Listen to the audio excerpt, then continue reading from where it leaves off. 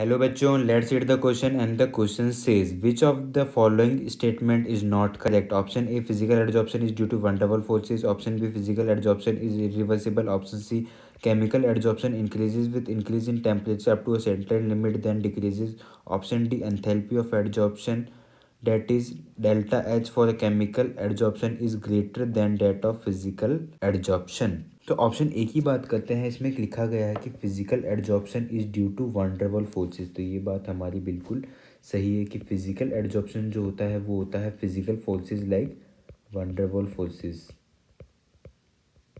और जो हमारा केमिकल एडजॉर्प्शन है वो होता है due to the formation of chemical bonds. अब यहाँ पे लिखा है फिजिकल एडजॉर्प्शन इज इरिवर्सिबल, तो ये हो जाता है हमारा इनकरेक्ट। फिजिकल एडजॉर्प्शन जो है यूजुअली वो होता है रिवर्सिबल, और हमारा केमिकल एडजॉर्प्शन होता है इरिवर्सिबल। ऑप्शन सी की बात करते हैं, chemical adsorption increases with increase in temperature up to a certain limit then decreases. तो ये बात हमारी बिल्कुल सही है कि जो एडजॉर्प्शन होता है in case of chemical adsorption वो सबसे पहले इंक्रीज होता है विथ इंक्रीज इन टेम्परेचर, उसके बाद एक लिमिट के बाद वो डिक्रीज होना स्टार्ट हो जाता है। फिजिकल एडजॉर्प्शन की बात करें तो उसके अंदर जो हमारा एडजॉर्प्शन है वो डिक्रीज होता है विथ इंक्रीज इन टेम्परेचर।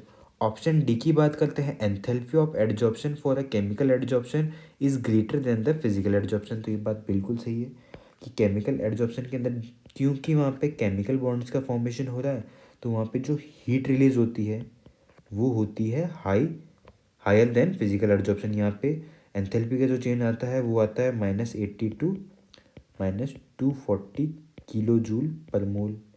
अब इस माइनस साइन से ये मिसकंसेप्शन नहीं बना लिया जाना चाहिए कि माइनस है तो मतलब ये छोटी वैल्यू हो गई।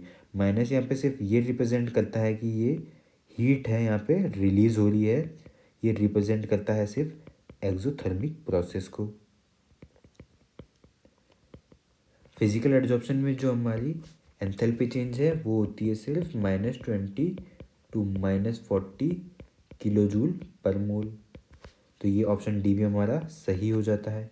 हमसे क्वेश्चन में पूछा है कि कौन सा इनमें से करेक्ट नहीं है, तो वो है हमारा ऑप्शन बी, जिसके अकॉर्डिंग था कि फिजिकल एडजॉर्प्शन इरिवर्सिबल प्रोसेस है। हमारा करेक्ट आंसर हो जाता है option B, physical adsorption is irreversible. हमने देखा कि ऑप्शन गलत है हमारा, सही ये होना चाहिए था कि physical adsorption is reversible. Hope you understood it well, all the best.